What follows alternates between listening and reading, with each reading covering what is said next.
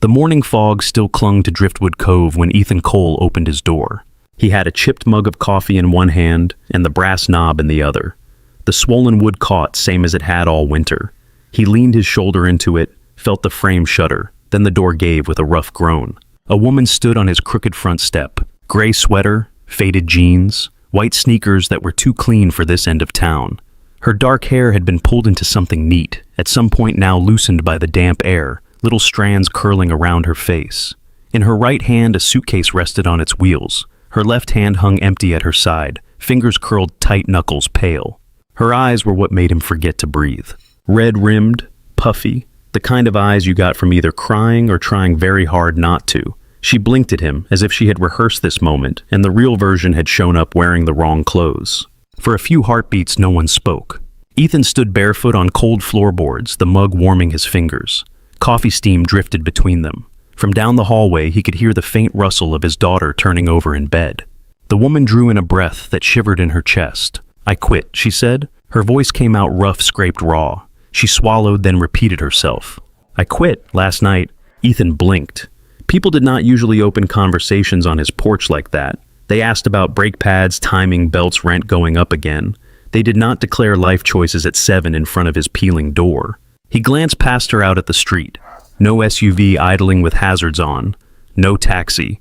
Just the road disappearing into fog, and somewhere beyond the houses, the steady hush of the Pacific. "You, he said slowly, lose your job, or did you jump on your own?" One corner of her mouth twitched, almost a smile, almost a flinch. "On my own," she said, "I think." The suitcase handle creaked as her grip tightened. Up close, he could see the faint line where lipstick had been hours ago. Mascara smudged in soft shadows under her eyes. She smelled like hotel soap and old coffee, a mix that did not belong in his doorway any more than she did. Behind him, a door opened. "Dad, are the pancakes burning again?" Zoe's voice floated down the hallway, thick with sleep. Ethan did not turn around. He lifted the mug, swallowed a mouthful of coffee that had gone lukewarm, and felt the bitter taste spread across his tongue. This was not how his Saturdays were supposed to start. Saturdays were for overcooked pancakes and cartoons for finding clean socks and pretending the stack of unpaid bills by the sink was just another pile of junk mail. The woman shifted her weight. The suitcase wheels chirped softly against the wood. "Can I sit for a minute?" she asked. "Either inside or on the step. My legs are not taking no for an answer." There was no drama in her tone, only a tired honesty. For a second, Ethan could only stare at her brain, trying to map this stranger onto the quiet shape of his morning. He knew one thing about her. 3 days ago, she had rolled into the driveway next door in a shiny black SUV and dragged that same suitcase across the gravel. He had watched her from his kitchen window as she wrestled with the keypad lock on the Airbnb, all sharp lines and expensive fabric and city hurry.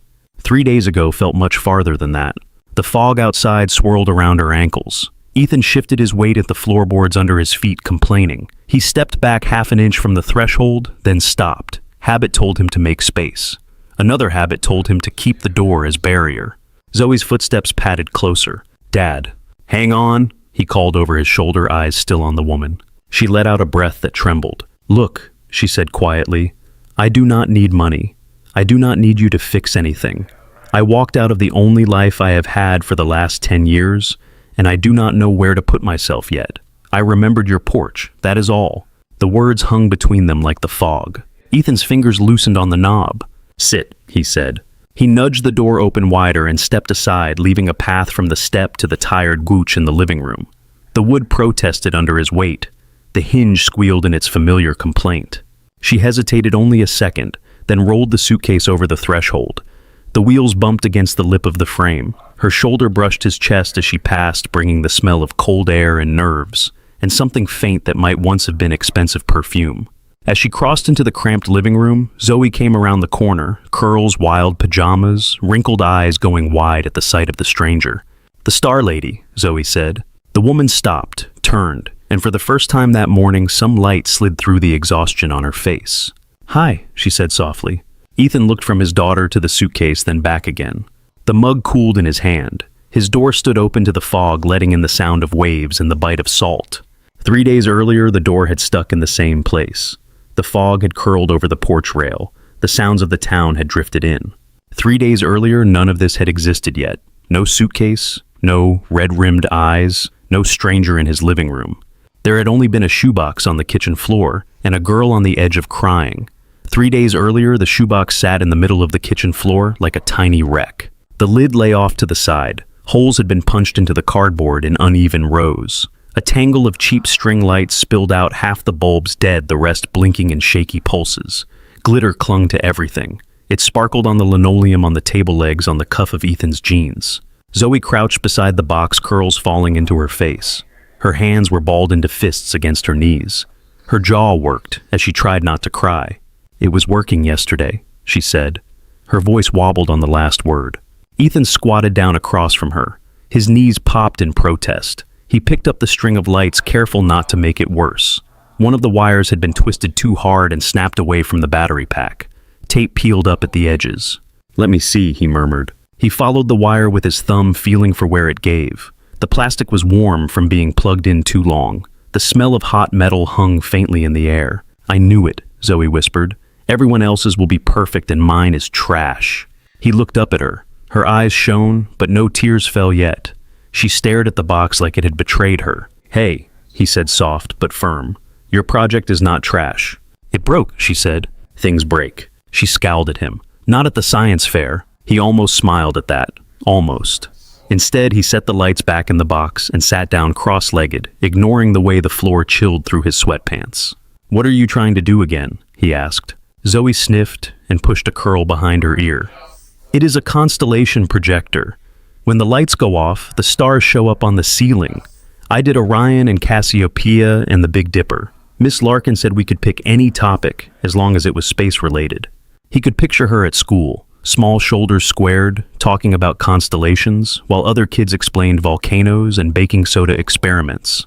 Pride tugged at him, and something else too, guilt maybe for not helping more sooner. "All right," he said. "So what we have here is not trash. It is a high-tech night sky device that needs a mechanic." "You are a car mechanic," she muttered. "A mechanic is a mechanic," he said. "Wires, grills, hearts, all of it. Same family." She snorted, which was at least not a sob. He took that as a win. He picked up the battery pack and shook it gently. The loose wire flopped. With his other hand, he reached behind him and grabbed the roll of electrical tape he had left on the counter days ago. The edge had folded over. He picked at it with his thumbnail. "We can fix it," Zoe asked. "Sissit." He heard the tiny crack in her question, the fear that the answer might be no.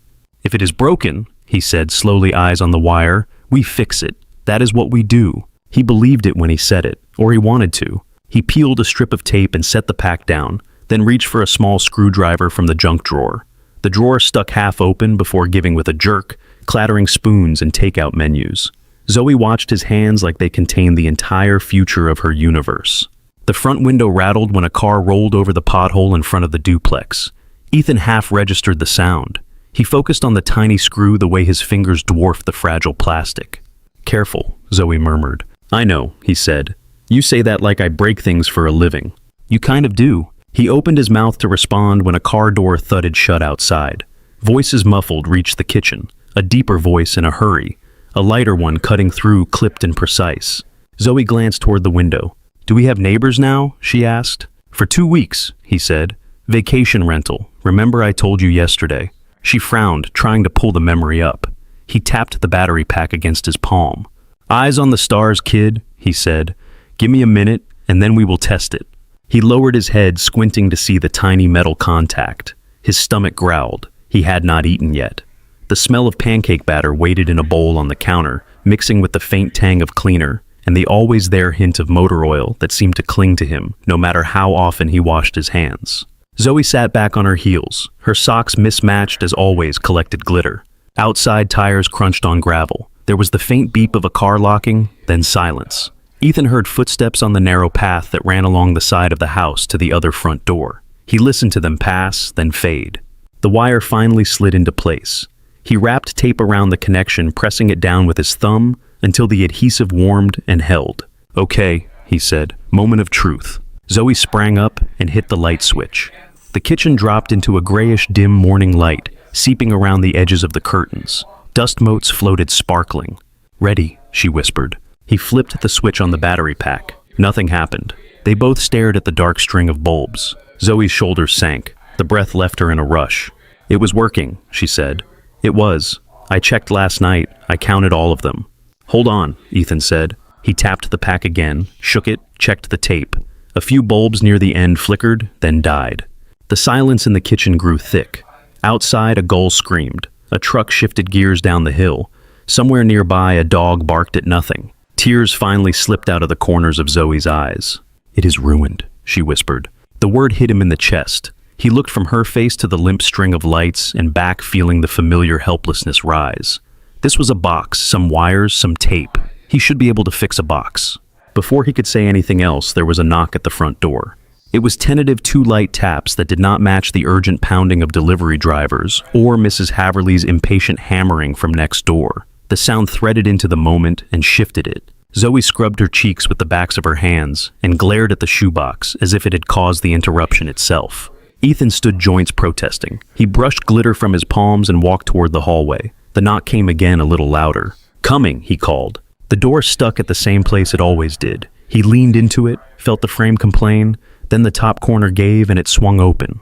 Sunlight reflected off polished paint in the driveway. A black SUV sat there, still ticking quietly as its engine cooled. The woman standing on the step wore a tailored blazer the color of dark smoke and black jeans that probably cost more than his whole week's groceries. Her hair was pulled back in a smooth knot. A phone rested in her hand screen, lit with a stack of notifications. Up close, she looked even more out of place than the car. "Hi," she said. Her vowels had the faint roundness of the Bay Area. "Sorry to bother you. Do you know if there is a Wi-Fi password for the place next door? The listing mentioned it, but I cannot find anything inside." Her gaze flicked past him into the kitchen, taking in more than he would have liked. The shoebox on the floor, the dark string of lights, the glitter, the taped-up corners of the table, the cracked tile by the stove. Zoe, standing in the doorway, caught mid-wipe of her cheeks. He saw her notice the child before she said anything about it. Something in her posture softened by a fraction. "There is a paper on the fridge over there that has the code," Ethan said. "Same network for both units. The landlord is old school. He thinks if it is on one fridge, everyone can read it." The corner of her mouth lifted. "I walked in and got distracted by the fact that there is an actual landline," she said. "I have not seen one in 3 years. Yeah, he thinks cell phones give you brain damage." She let out a small, genuine laugh, then seemed almost surprised at the sound. "I am Harper," she said. "Harper Reyes." "Ethan," he replied. "That is Zoe." Harper shifted her attention fully to Zoe. She stepped down from the top step without waiting for an invitation and moved closer to the open doorway, stopping at the threshold. "What are you working on?" she asked, nodding his toward the shoebox. Zoe hesitated, eyes flickering to her dad. He lifted one shoulder. "Go on," he said. "It was supposed to be a constellation projector," Zoe said. "It does not work." Harper tilted her head, studying the box with an intensity that did not feel like polite adult interest. She bent her knees and crouched down so she was more level with Zoe. "Constellations," she said quietly. "That is ambitious." "It is for the science fair," Zoe replied. "Everyone is doing stuff with vinegar. I did not want to do vinegar." "I respect that," Harper said. She leaned in, peered at the holes in the cardboard, the taped edges, the loose string of lights. "Orion and Cassiopeia?" she asked. Zoe's eyes widened. "You can tell." "Roughly," Harper said. "Orion is my favorite. The belt is easy to find even when everything else is a mess." Her tone was light, but Ethan heard something else under it. A quick flash of recognition, like she was talking about more than dots in the dark. Zoe sniffed again, less tragically now. "It broke," Zoe said. "So now it is just a box." Harper reached into her bag, still crouched. When her hand came out, she was holding a small, zippered pouch the size of her palm. The leather was soft and worn at the edges. "I travel with this," she said. "Occupational hazard. May I?" She looked at Zoe when she asked, not at Ethan. Zoe chewed her lip, then nodded. Harper unzipped the pouch and unfolded a series of tiny screwdrivers, a pair of tweezers, a short roll of thin tape, a few other tools Ethan did not recognize. They were the kind of things used to pry the back off laptops and phones without scratching them. She picked up the battery pack, turning it over in her hand. "Looks like a power issue," she said. "Good news. Those are my favorite kind." Ethan lifted a brow. "You do this often." She glanced at him, then back at the pack. "I break things for a living," she said. "I fix them to keep people from yelling. Different scale. Same idea." She set the pack between them on the floor and motioned for Zoe to sit closer. "Come here. You can be my assistant." Zoe edged forward, curiosity fighting with leftover disappointment. Harper handed her the flashlight from the pouch. "Shine that right here," Harper said, pointing at a tiny seam in the plastic. "Let us see what we are dealing with." Zoe obeyed. The beam lit Harper's fingers, long and sure nails short and clean. Ethan found himself leaning against the doorframe watching, as the two of them bent over the small object like surgeons. In the cramped kitchen that always smelled faintly of motor oil and dish soap, a woman in an expensive blazer and a girl in mismatched socks shared a pool of light on a worn floor. The shoebox waited between them, full of punched holes and possibility. Harper worked quietly, the little screwdriver turning in her hand. Zoe held the flashlight's steady tongue caught between her teeth. Every so often the beam drifted, and Harper gently guided it back, without scolding, just a soft, "Right there, Captain." Ethan watched the way Harper's shoulders relaxed once she focused on the tiny broken thing in front of her. The tightness he had seen when she first appeared at the door eased, replaced by something that looked almost like concentration without distress. He knew that feeling. The world always got quieter when you were fixing instead of thinking. "There," Harper murmured. She lifted the battery pack, now neatly taped, where Ethan's attempt had been thick and rough. A new connection shone faintly under the clear strip. "Try it now," she said. Zoe darted to the wall and hit the light switch again. The kitchen sank into early morning gray. Outside, the fog made the window glow. Harper set the pack in the shoebox, checked the position, then pressed the tiny switch with her thumb. For a second, nothing happened. Then one bulb flickered on, then another, until a trail of shaky light ran along the string. Points of light pierced through the punched holes and scattered across the ceiling in uneven clusters. Zoe sucked in a breath. Stars bloomed on cracked plaster. Some were brighter than others. None of them were perfectly round. Orion's belt slanted more than it should have. Cassiopeia's dew was slightly crooked. They still looked like magic. "It works," Zoe whispered. Harper tipped her head back to look. The lights painted her throat and jaw in pale gold and electric white. Her mouth curved. It was not the tight, practiced smile she had worn in the doorway. This one reached her eyes. "You built a sky in a shoebox," she said. "That is impressive." "It was broken," Zoe said. "It was injured," Harper corrected. "Now it is not." Ethan let out a breath he had not realized he was holding. Relief passed through him in a wave mixed with something like gratitude. "Nice save," he said. Harper glanced at him. "You loosened it up for me." "That is one way to describe what I did." She laughed. It was a short sound, surprised and light. The overhead light snapped on again when Zoe flipped the switch back up, blinking away the stars. She hurried to Harper, words tumbling. "We still have to decorate the outside. Ms. Larkin said we can bring it to class tomorrow and do the test in the gym with the lights off. Do you think it is too much? I know, some kids are just doing posters and maybe I went overboard and—" "You did not go overboard," Harper said. "You aimed high." Zoe beamed at that. "Thank you, Ms. Harper," she said, "for fixing it." "You are welcome," Harper replied. She folded the tools back into their pouch with careful hands. "Are you a scientist?" Zoe asked. "No," Harper said. "Not in the cool way. I was in tech for a long time. Different kind of stars." Ethan heard the way her voice thinned at the end of that sentence. If Zoe noticed, she did not let on. "You can come see it at the science fair if you want," Zoe said, "if you are still here." Zoe said it like people drifted in and out of their lives all the time. Ethan fought down a small pinch in his chest. "I will be around for a couple of weeks," Harper said. "I might stop by." She straightened her blazer automatically, then seemed to remember where she was and smoothed the front a second time, in a slower, almost self-conscious motion. "I should find that password," she said. "Thank you for rescuing me from landlines." "Fridge," Ethan reminded her, nodding toward the other unit. "Got it." She slung the pouch back into her bag, tossed Zoe one more smile, and stepped away from the threshold. The fog swallowed her as she walked along the shared railing toward the other front door.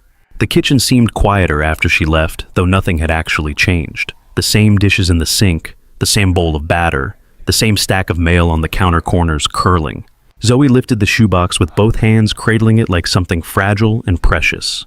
"She is fancy," Zoe said. "She is a guest," Ethan replied. "And fancy." He could not argue with that. "Eat first," he said. "Then we finish the outside." By the time the pancakes were gone and the last smear of syrup was wiped from the table, the fog had started to lift. Patches of blue showed behind the thin clouds. The sound of the ocean came clearer with the wind shifting. They worked on the box together. Zoe drew small stars between the punched holes with a silver marker. Ethan taped sturdier cardboard to the bottom so it would not sag. Every so often, bursts of typing and footsteps filtered faintly through the wall from Harper's unit. "Do you think she has kids?" Zoe asked suddenly. He was bent over the side of the box trimming extra tape. What?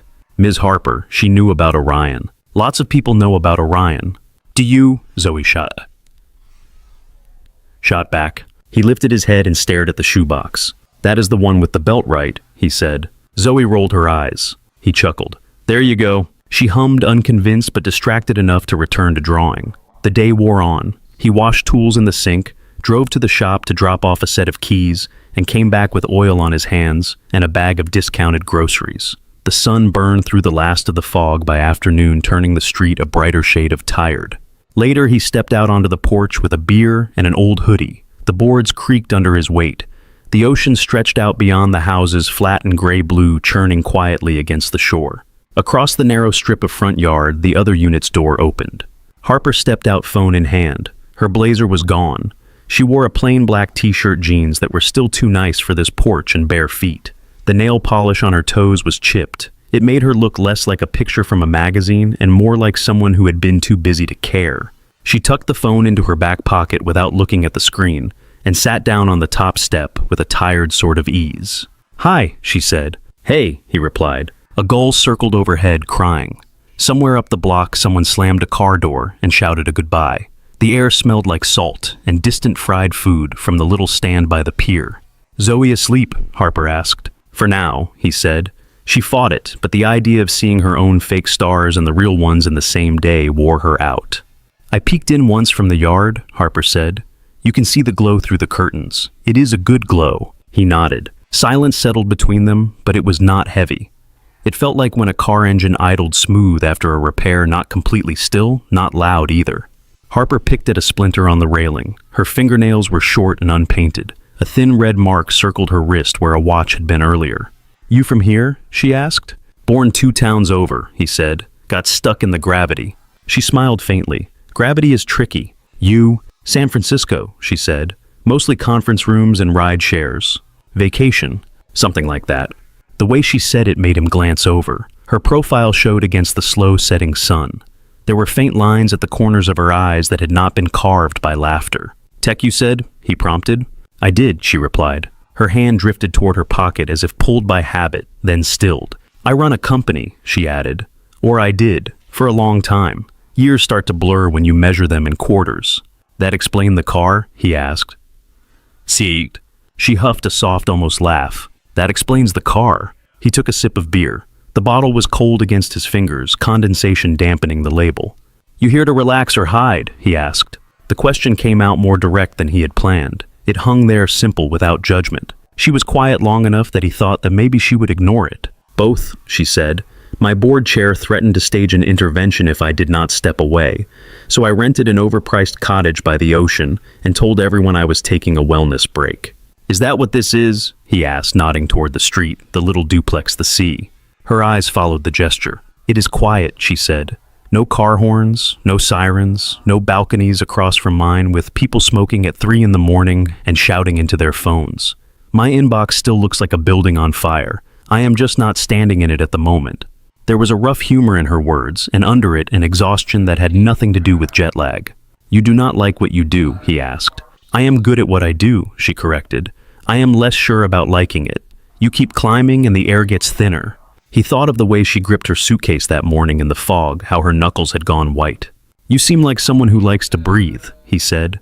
That pulled a short laugh from her. I used to, she said. Now I forget. The sky deepened in color as the sun sank. Thin streaks of orange and pink threaded through the clouds above the ocean. Up high, the first star blinked on. Zoe thinks you are a scientist, he said. Harper tipped her head back to look at the sky. I used to read a lot about stars, she said, when I was a kid. We lived in a neighborhood with too many streetlights, so I read instead. Math made sense. Code made sense. People realized I was good at making sense of messy systems, and it turned into a job. Then the job turned into a company. Somewhere along the way, I stopped looking up and started looking at spreadsheets. And now you are looking at leaky porches, he said. She ran a hand over the rough wood beside her. It has character, she said. That is a kind way to describe rot. They both smiled. Her shoulders eased another notch. The lines at her mouth softened. For a few minutes they listened to the ocean and the distant sound of a dog barking. Do you like what you do? She asked suddenly. Fixing cars, he said. It beats not fixing cars. That is not an answer. It is. He took another sip, then answered properly. I like knowing what is wrong and putting it back together so it runs. Engines make sense. People are harder. People do not come with manuals, she said. Kids do sometimes. They are just written in crayon and you only get half the pages. Parent? She asked. Widowed parent, he said. He braced for the rush of discomfort, the apologies, the questions. She did not rush anything. I am sorry, she said simply. Me too. How long? 3 years, he said. Some days feel like 3 minutes. Some feel like 30. Zoe was 5. Yeah. The porch creaked under his weight as he shifted. The hollow in his chest felt familiar. Not sharp, more like a place worn smooth by touch. Raising her alone? Harper asked. Her grandmother helps when she can, he said. But she lives in town, not next door. So mostly yeah. That sounds exhausting. That is one word. She is great. It is everything else that gets loud. He did not know why he said that much. It slipped out honest and unpolished. Harper dug her toes under the edge of the worn welcome mat, her gaze on the darkening sky. I get that, she said. Different details, same loud. The first real stars appeared as the last of the day seeped away. Above the string of houses, Orion started to emerge, faint but steady.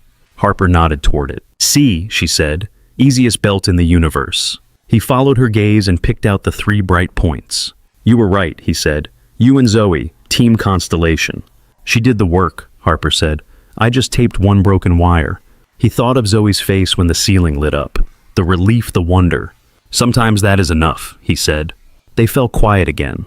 The temperature dropped, the air sharper in his lungs. He could hear Zoe turning over in bed through the open window, behind him a soft rustle of sheets.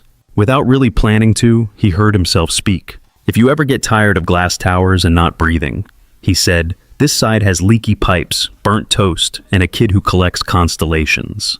He lifted the bottle in a small self-mocking toast. We take strays. Harper turned to look at him. In the half-light, her eyes seemed darker, reflective. For a moment, he wondered if he had gone too far, made it too personal. Then she smiled. It started small, then grew not glamorous or careful, just surprised.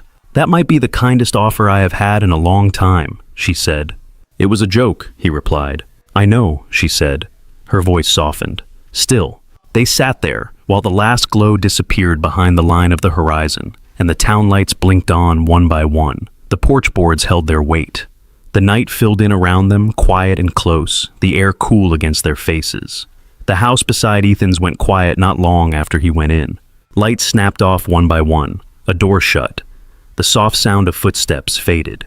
From his side of the duplex, Harper heard all of it as a distant pattern through the shared wall. She lay on the unfamiliar bed staring at the ceiling. The room had come with everything a listing thought people needed for rest. Neutral walls, a framed print of a lighthouse, a lamp with a warm bulb, clean sheets that smelled like detergent, and something floral. Her body lay still on those clean sheets. Her mind ran laps. Her phone lay on the nightstand face down. Even like that she could hear it, not literally. The phantom buzz of messages that might be there. The vibration her brain had learned to expect every few minutes, even at midnight. She pressed the heel of her hand lightly against her sternum, feeling the slow thump of her heart. It beat too fast for someone lying down. Outside, the ocean whispered. Waves came in and went out steady as breathing. She could not match the rhythm. Harper rolled onto her side and pulled the extra pillow against her chest. The clock on the nightstand showed 11:08. In San Francisco, it was later. Her team would be finishing up the quarterly call with the Asia office. Her name would have been on the agenda, even if she had not been present. They would have quoted her projections. They would have asked when she planned to come back. She had told them she needed a break. She had not told them that she had started forgetting words in meetings, that she had once looked at the faces around the table and could not remember any of their names for a full 10 seconds, that she had spent the last board presentation counting her breaths between slides to keep from throwing up. She had said she was tired. They had nodded like it was an abstract concept. The mattress dipped slightly under her weight as she sat up. The room was too quiet. No traffic. No neighbor above her dropping something heavy. No elevator chime. Just the faint hum of the ancient refrigerator in the kitchenette and the ocean outside. Harper pushed the covers back and swung her legs over the side of the bed. The floor was cool under her bare feet. She crossed to the kitchenette and filled a glass at the sink. The water tasted metallic and clean. She drank half of it in 3 long swallows. On the small table by the window, her laptop waited. The lid was partially open. A green light glowed softly on the edge. She did not want to open it. She also could not leave it shut. The chair creaked a little when she sat. She lifted the lid. The screen flared to life, white and blue in the dim room. Her inbox was up. Of course it was. It always opened there like a reflex. New messages piled at the top. Subject lines in bold. Some polite, some urgent. All expecting something from her. She scrolled without reading, watching the names scroll past. Chief Financial Officer, Head of Product, Public Relations Lead, Investor Relations, the Board Chair. She stopped on the last one. Subject, quick check-in. The timestamp had been 2 hours ago. She clicked it open. Harper, hope you are getting some real rest out there. We all miss you already. Remember, this is a pause, not an exit. The street liked your last interview. Your name is a stabilizing factor in the current climate. We will need your input on the restructuring plan as soon as you are back. The headcount conversation cannot wait much longer. Legal wants to be looped in before the end of the month. Call when you can. Best Tom. She read it twice. None of the words were new. Versions of that message had arrived for months, different subjects, same content. She imagined the conference room where he had written it. The glass walls. The view of the bay filtered through steel and noise. Her chair at the end of the table empty, but still hers in their minds. Pause, not exit. Her cursor hovered over the reply button. She could already feel the shape of the response her old self would have sent. Something reassuring, professional, a promise to engage with restructuring plans and headcount as soon as possible. Her chest tightened. She was so tired of that shape. Harper pushed the laptop back a few inches and leaned her elbows on the table. She lowered her forehead to her hands for a moment and let her eyes close. In the dark behind her eyelids, the ceiling of Ethan's kitchen appeared. Punched paper stars scattered across cracked plaster. Zoe's voice whispering, "It works." A shoebox taped and imperfect held together anyway. Harper lifted her head and looked at the email again. Her reflection stared back at her from the black strip at the bottom of the screen. Shadowed eyes, lines between her brows, lips pressed tight. She moved the cursor away from reply and opened a new message instead. To Board of Directors, subject resignation. Her fingers paused over the keys. She had written plenty of important emails, letters that moved money and jobs and whole teams. This felt different, smaller in some ways, enormous in others.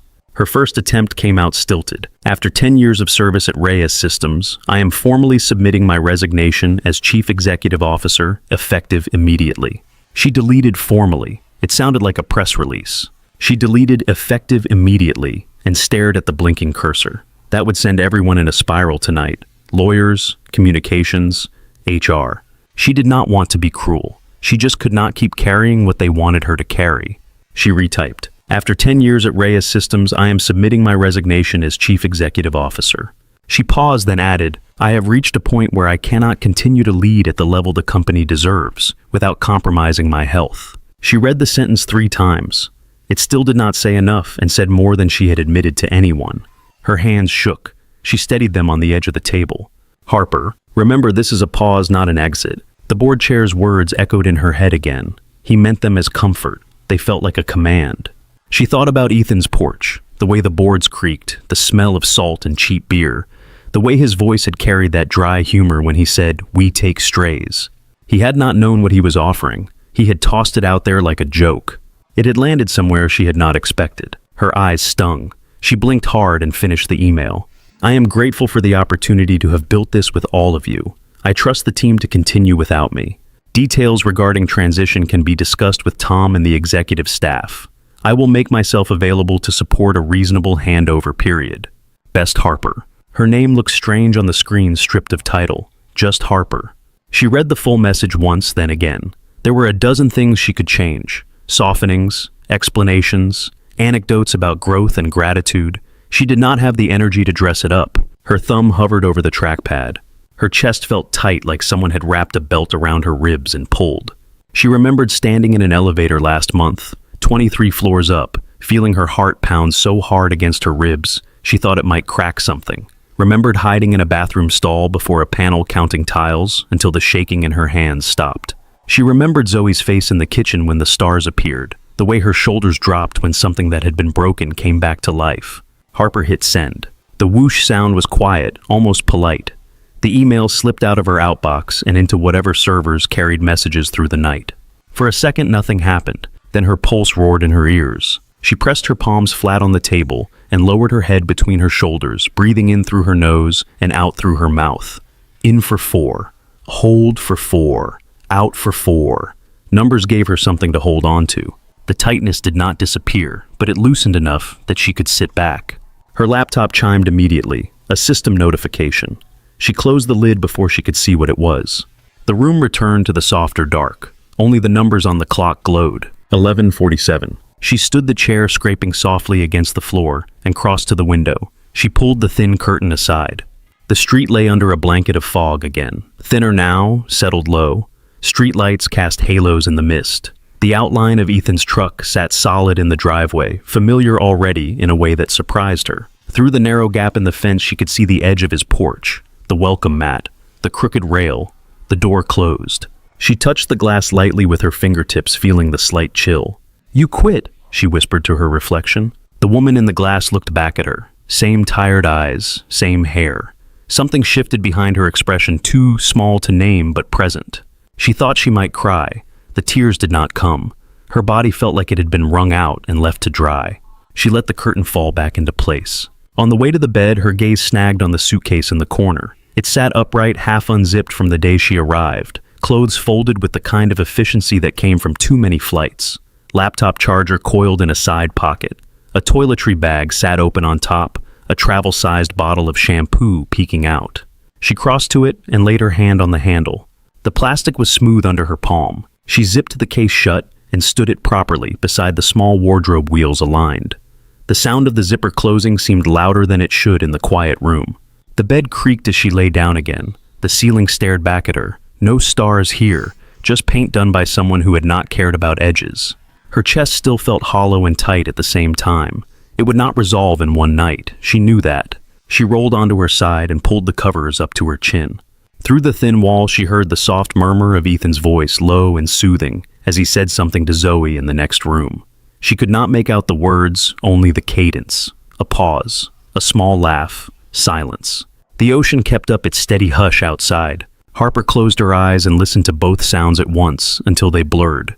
Her thoughts drifted, snagged on worries, let them go, snagged again. At some point, without meaning to, she slept. Harper woke to the sound of her own heartbeat. For a few seconds she lay there, not sure where she was. The ceiling above her was too low, too plain. No floor-to-ceiling windows, no faint halo of city light leaking through expensive blinds. Just white paint and a faint water stain the shape of a continent near the corner. Her heart thumped hard against her ribs. Memory arrived in pieces. The ocean outside, the email, the small green light on the laptop, her finger on the trackpad. She turned her head toward the nightstand. The clock read 6:02. Gray light filtered through the thin curtains. The room smelled faintly of detergent and the coffee she had made the day before. Her phone lay screen down beside the lamp. The laptop sat where she had left it on the table. Harper stayed in bed another full minute watching the numbers shift. 6:03. Nothing in the room moved except the clock. No chiming elevator, no neighbor above dropping their keys, no trash truck beeping in reverse. Her chest stayed tight. She sat up. The sheets dragged against her bare arms. Her skin felt too thin, like everything inside her was too close to the surface. Her feet found the floor. Cold climbed her legs. She crossed to the table and flipped the laptop open before she could talk herself out of it. The screen woke up with a soft glow. Her inbox refreshed. The email to the board sat in her sent folder, time-stamped 11:46 p.m. Above it now were 3 new messages. One automatic message from the system confirming that her title had changed to inactive in the executive directory. That was fast. One from the board chair, one line. "We will need to discuss this first thing Monday. Call me today." No greeting, no sign-off, just that. The third was from the head of HR, a longer response full of phrases like next steps and transition plan. Harper read none of it to the end. Words blurred and doubled. Her throat felt dry. She closed the laptop with more force than necessary. The sound snapped in the quiet room. She stood there, hands resting on the top edge of the closed computer, breathing shallowly. The air in the little rental felt wrong, too thin. It did not fit in her lungs the way it had the first day. A gull cried outside. The ocean answered with a steady hush. She crossed to the sink and filled a glass. The water tasted metallic and sharp on her tongue. She drank it down anyway. The suitcase in the corner caught her eye. Yesterday she had zipped it shut so she would not stare at its open mouth. Now it looked like it was waiting for instruction. She walked over and laid it flat on the floor. The zipper slid open with a soft rasp when she pulled it. Inside clothes lay folded in tight stacks. Jeans, t-shirts. One blazer she had brought by habit, unsure how to travel without it. On top of the pile sat the small leather tool pouch. She touched it with 2 fingers. The memory of the shoebox kitchen came back in full color and sound. Glitter on the floor. The look on Zoe's face when the ceiling lit up. He had said, "We take strays." He had meant it as a joke. She had laughed like it was one. She stood the pouch in her hand and caught sight of herself in the cheap full-length mirror on the closet door. The woman looking back had slept in a t-shirt and underwear, hair rumpled, a faint crease on one cheek from the pillow. She did not look like the person signed on to earnings calls. She looked like someone who had stayed up too late making a decision she could not undo. "You quit," she told the reflection. Her reflection did not argue. She pulled on clean jeans and a soft gray sweater from the suitcase, then socks and her sneakers. She did not reach for makeup. The idea of putting on a face felt wrong. At the door she paused, fingers on the knob. She could stay inside, order herself to breathe, schedule the calls, draft the explanations. She could book a flight back and walk into the glass tower on Monday, a little more tired, a little more afraid, but present. Her lungs felt smaller just thinking it. The memory of Ethan's porch stepped in. Wood under bare feet, salt air, his daughter leaning over a shoebox lit by a small, imperfect sky. He had not asked her who she was in the way everyone else did. He had not said her full name like it was a press release. He had just watched her fix a broken battery pack and offered her leaky pipes and burnt toast. Harper opened the door. Fog hugged the street, but the sky above it had started to lighten. Cold air rushed into the doorway, smelling like damp wood in the sea. She rolled the suitcase out onto the small concrete landing and locked the door behind her. The click of the deadbolt sounded final and small at once. The wheels of the suitcase rattled over the uneven boards of the shared porch. Paint had peeled in thin curls where the salt and rain had eaten at it. Dew clung to the railing, soaking the cuff of her sweater when she brushed against it. She passed the thin strip of yard that separated the 2 doors. A low fence more symbolic than functional ran between. The grass glistened with moisture. At the other end, the door to Ethan's unit waited. The welcome mat in front of it was worn to the point that the letters had almost disappeared. Welcome had become, well, see.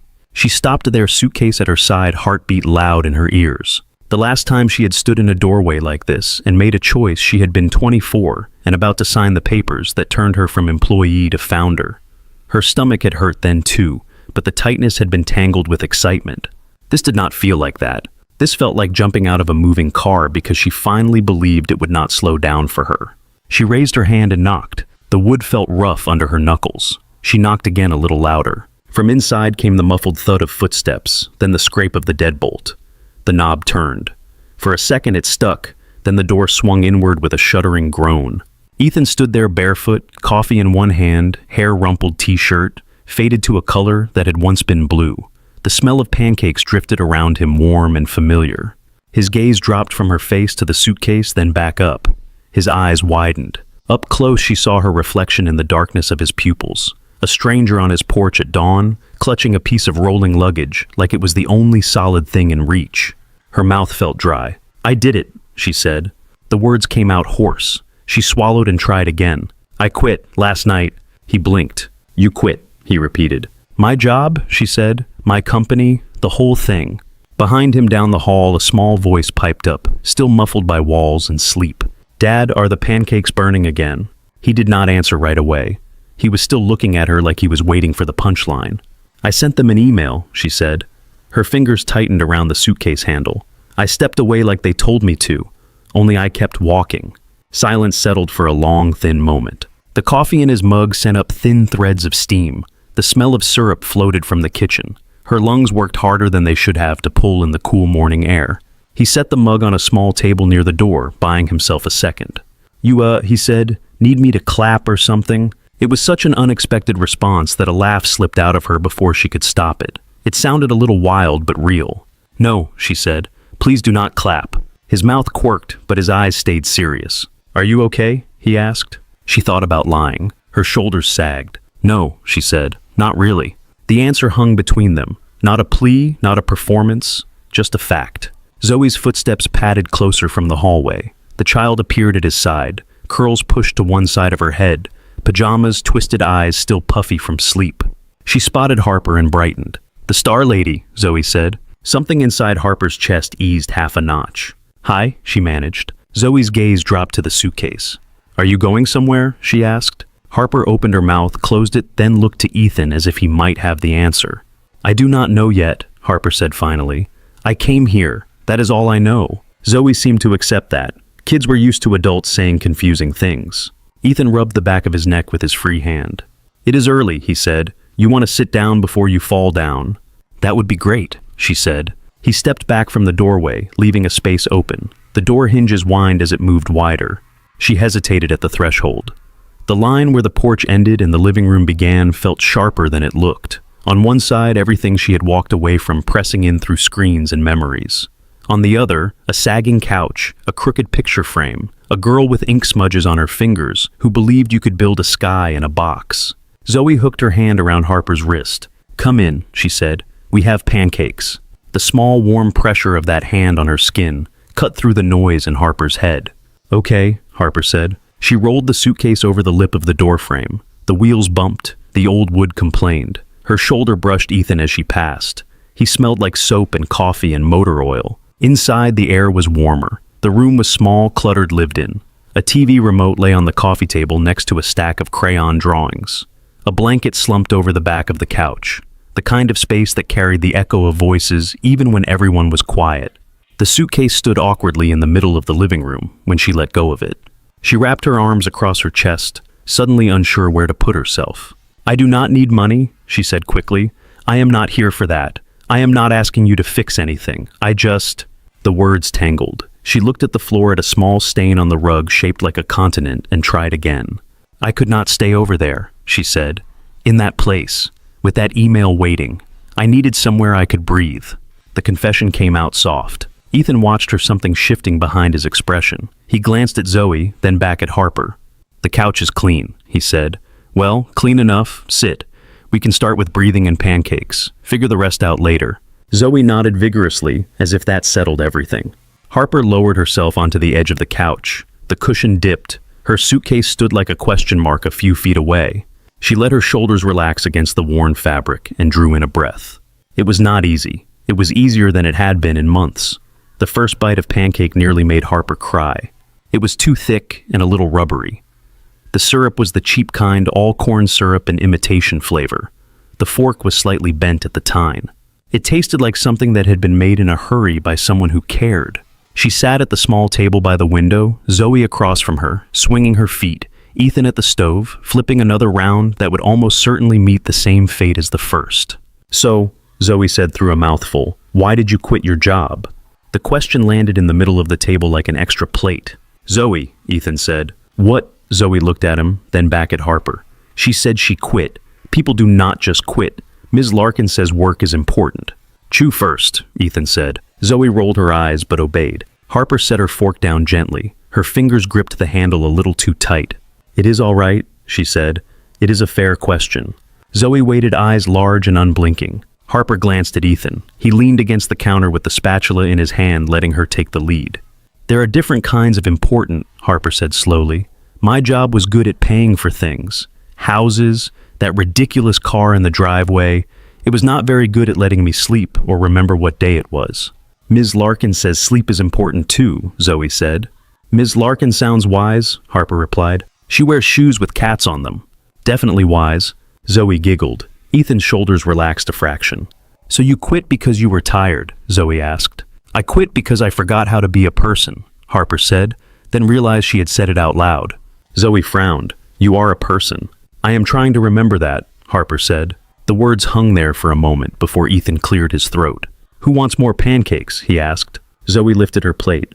"Me, Ms. Harper too. She needs energy to remember stuff." Harper smiled despite the knot in her chest. "One more than I am cutting you off," she said. "You will float away on syrup." After breakfast, the day shifted into motion. Ethan rinsed plates in the sink while Zoe rinsed her hands, splashing more water on the counter than down the drain. Harper stood in the middle of the living room with her suitcase, the reality of it all settling in. "I can go back to my place," she said at one point, nodding toward the shared wall. "I did not come to invade your Saturday." Ethan turned off the tap and shook water from his hands before grabbing a towel. "You can," he said. "You also showed up on my porch with a suitcase before 7. "I did do that," which usually means something. It does. He dried his hands, folded the towel, and leaned his hip against the sink. "We have a spare room," he said. "Spare is generous. It has a bed under the boxes if I remember right. You can stay there for a bit, if you want." Harper stared at him. He shrugged, looking suddenly unsure. "You cannot exactly go back to the board in a couple of hours after sending that email," he said. "Seems like you need a place to sit still and remember to breathe. We have chairs." Zoe popped up beside him, having apparently been listening with both ears. "The spare room is weird," she said. "It has a bike that no one rides and a lamp with no bulb, but you can use it." "A bike that no one rides," Harper repeated. "It was Mom's," Zoe said. "Dad says he will fix it." Ethan's mouth tightened. He did not look at Harper. Harper felt the weight of that simple statement slide into the room. She moved carefully around it. "I would not want to be in the way," she said. "You are too skinny to be in the way," Zoe replied. Ethan gave a small huff. "Diplomacy, kid." Zoe beamed. "What she is like a French fry." "A what?" Harper asked, startled into a short laugh. "A fancy French fry," Zoe clarified. "That is probably the strangest compliment I have ever received," Harper said. Zoe took that as a victory. Ethan pushed off the counter. "Come on," he said. "Let me show you where the boxes go to die." The spare room was at the end of the short hallway past Zoe's door, with its paper star cutouts, and the bathroom, with the dripping faucet. Ethan opened the door with his shoulder. It stuck slightly near the top. The room smelled like cardboard and dust. Sunlight cut through the blinds in narrow bands, landing on towers of boxes with labels in Ethan's uneven handwriting. Winter stuff, old tools, June's books. An exercise bike leaned in the corner under a coat rack overwhelmed by jackets. A twin bed hugged the far wall, covered in a mismatched set of sheets and a flattened pillow. A lamp without a shade sat on a narrow nightstand. "I warned you," Ethan said. Harper took it in. The cramped space, the silent stacks of things that had not been dealt with, the gentle evidence of a life interrupted. "Are those your wife's books?" she asked quietly, nodding toward the box in the corner. Ethan's jaw ticked. "Yeah," he said. "I have been meaning to take them out. 3 years of meaning." Harper did not look closer. It felt like walking into a wound. "I can sleep on the couch," she said. "This room looks like it still belongs to someone else." "It belongs to dust mites and guilt," Ethan said, "which is to say no one is using it. You would be an upgrade." She let out a breath that was not quite a laugh. "I can help you move some of this," she said. He shook his head. "Later, or not. For now we clear just enough space so you do not suffocate under my failed organization." Between the two of them, and with Zoe darting in and out, they managed to stack most of the boxes along one wall. Harper pulled the faded comforter straight, smoothing wrinkles with the flat of her hand. Ethan found a bulb in a kitchen drawer and screwed it into the lamp. Warm light filled the small room when he flipped the switch. "There," he said. "Instant hotel." "It is not an instant hotel," Harper said. "It is better. Hotels do not have personality." "They have lots of personality," he said. "It is just all beige." She smiled at that. When Ethan stepped out to take a call from the garage, Zoe lingered in the doorway. "Do you snore?" Zoe asked. "I do not know," Harper said. "No one has complained, that I know of." "If you do, I can hear through the wall," Zoe said. "But it is okay. Dad snores when he falls asleep on the couch sometimes." "I will try to keep it down," Harper said. Zoe swung her foot against the doorframe. "Are you going to stay for 2 weeks?" she asked. "At least," Harper said before she could overthink it, "if that is all right."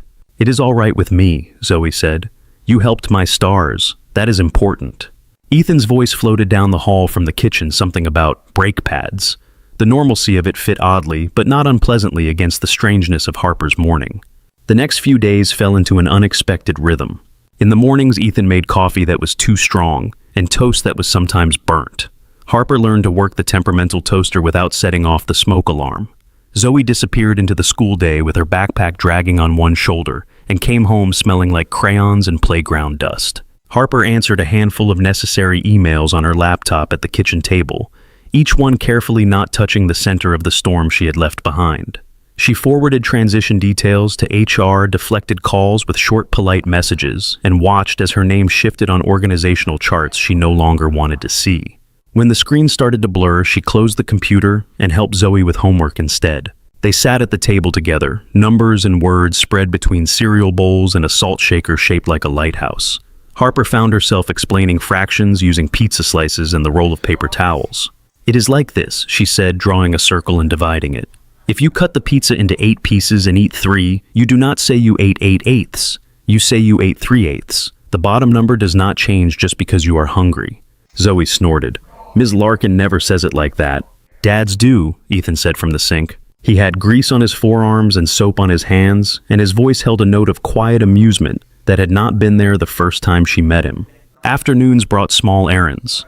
A trip to the grocery store where Harper stared too long at the cereal aisle because the choices suddenly felt vast and meaningless. A walk down to the pier where Zoe counted pelicans and Harper watched the way the water moved under the boards. Evenings belonged to the porch. They sat on the old steps with mismatched mugs watching the sky change. Sometimes they talked. Sometimes they just listened to the wind. Breathing came a little easier there. Not everything slid smoothly into place. On Thursday afternoon, Zoe came home with her jaw clenched tight and her backpack half unzipped. Papers poked out like flags. She dropped it near the couch and went straight for her room without a word. Ethan looked up from the sink. Harper glanced from the doorway to the trail of crumpled worksheets on the floor. "That is not the usual entrance," Harper said. "No," Ethan said. He dried his hands and followed the path to Zoe's closed door. He knocked lightly. "Zoe Bear," he said. "You okay?" "Fine," came the muffled reply. "Can I come in?" "No." Harper stood in the hallway, unsure if she should hover or retreat. The thick air spilling from under the door decided for her. She sat on the floor with her back to the opposite wall, knees drawn up, and listened. "Did something happen at school?" Ethan asked. Silence. Then the sound of something soft hitting the bed. "Kids can be jerks," he said gently. "Certified fact." "They are not jerks," Zoe said. Her voice cracked. "They just say things." "What things?" he asked. There was a long pause. "They said you have a girlfriend," Zoe said finally. "They said you were kissing in the kitchen when I'm not home." Harper blinked. Her heart lurched. Heat rose in her face even though nothing like that had happened. She looked down at her hands, suddenly self-conscious of every moment she had spent in this house. Ethan sighed softly. "Who did?" he asked. "Kayla and Tyler," Zoe said. "They saw Ms. Harper get out of the black car and go to our house and said it is like the movies when the dad has a new girlfriend and forgets the old mom and the kid." There it was laid out in childish words that carried sharp edges. Harper pressed her palms flat on her knees. The urge to flee bubbled up strong and irrational. "Come here," Ethan said. More silence. Then the soft creak of the bed as Zoe moved. The door opened a crack. Ethan slipped inside and closed it most of the way, leaving a thin strip where the hallway light spilled in. Harper stayed where she was. Words came through in pieces. "Your mom is not," Ethan's voice low patient. "I know she is not coming back," Zoe said, "but I do not want people to think I forgot her just because Ms. Harper is here." Harper stared at the opposite wall. The paint had chipped near the baseboard, exposing old layers. Her throat felt thick. "You did not do anything wrong," Ethan said. "Having another adult in the house does not erase your mom, or me, or you." "They said you will get married and move away," Zoe muttered. "Then I will have a stepmom who does not like stars." "I am not marrying anyone," Ethan said. "I am barely keeping the toaster in line." Zoe let out a small, reluctant laugh, then sniffed. "Are you in love with her?" she asked. Harper's stomach tightened. There was a pause long enough that Harper held her breath without meaning to. "I like her," Ethan said. "She is kind to you. She fixed your project. She is having a hard time, and we are helping in a small way. That is all right now. That is enough." Harper felt something loosen and knot at the same time. "What if she leaves?" Zoe asked. "Then everyone will say I made her go away." "Then everyone will be wrong," Ethan replied. "She is in charge of her own leaving and staying, same as us." Zoe was quiet. "I do not want her to go," she said in a small voice. "I know," Ethan said. "Me neither." The admission surprised Harper almost as much as it comforted her. The door opened wider. Zoe stepped out, eyes pink around the edges, cheeks blotchy. She stopped when she saw Harper sitting there. "I did not mean it," Zoe blurted. "I did not tell them you are his girlfriend. I did not tell them anything. They just said stuff." "I know," Harper said. Her voice came out softer than she expected. "You did nothing wrong." Zoe shifted from one foot to the other. "Do you—" Zoe started, then trailed off. "Do I what?" Harper asked. "Do you like us?" Zoe asked. "Or are you just here because you quit?" Harper swallowed. "I like you," she said. "Very much. Quitting got me on the road. You and your dad kept me from driving off it.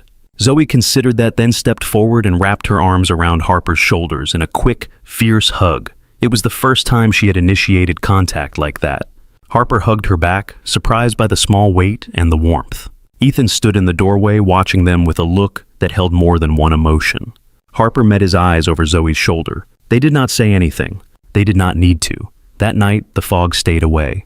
The sky above Driftwood Cove was clearer than it had been all week, a dark bowl holding a scattering of sharp stars.